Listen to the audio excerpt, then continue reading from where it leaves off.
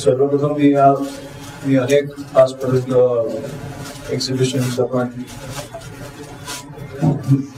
एक्झिबिशनला गेलो, पण मला वाटतं की आजचं जे हे सगळं होतं ह्याला मला ह्याचं उद्घाटन करताना मला एवढं वाईट वाटलंय की मला कळत होतं की खाली फटाके का फुटतायत, मी आलं टाळ्या का मारतायत, मला हे समजतच नव्हतं. मी अख्खं एक्झिबिशन बघताना मी थक्क होतो. मी ऑनेस्टली मी सगळ्या पार्ट्या मी कन्फ्युज झालो की कुठे काय चालू आहे.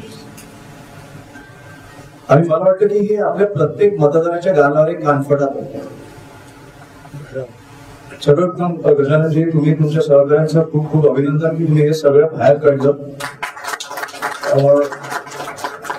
बाकी मी पत्रकारांशी बोलीनच, पण माझं तुम्हाला एवढंच सांगणं आहे की हे असतीलच.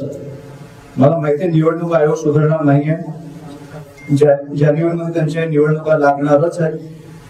आपल्याला अजून शोधून काढायचे आहेत. निवडणुकीला माझं फक्त एवढंच म्हणणं आहे की प्रत्येक ओरिजिनल मतदार जो आहे तो उतरला पाहिजे. कारण त्याच्यासाठी मतानंतर आम्ही एक मनोरंजनाचे आम्ही एक हे केलंय, स्किट बाहेर तयार केलाय की जो दुबार मतदार येईल त्याचं काय होणार आहे हे पण तुम्हाला बघायला मिळणार आहे. त्याच्यामुळे पॉपकॉर्न घेऊन या.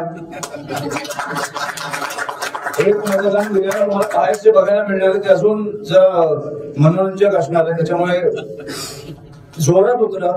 पण मला ह्या वेळेला आय थिंक की सगळ्यांनी जो ओरिजिनल मतदार आहे त्यांनी महाराष्ट्रभर उतरून मतदान केलं पाहिजे.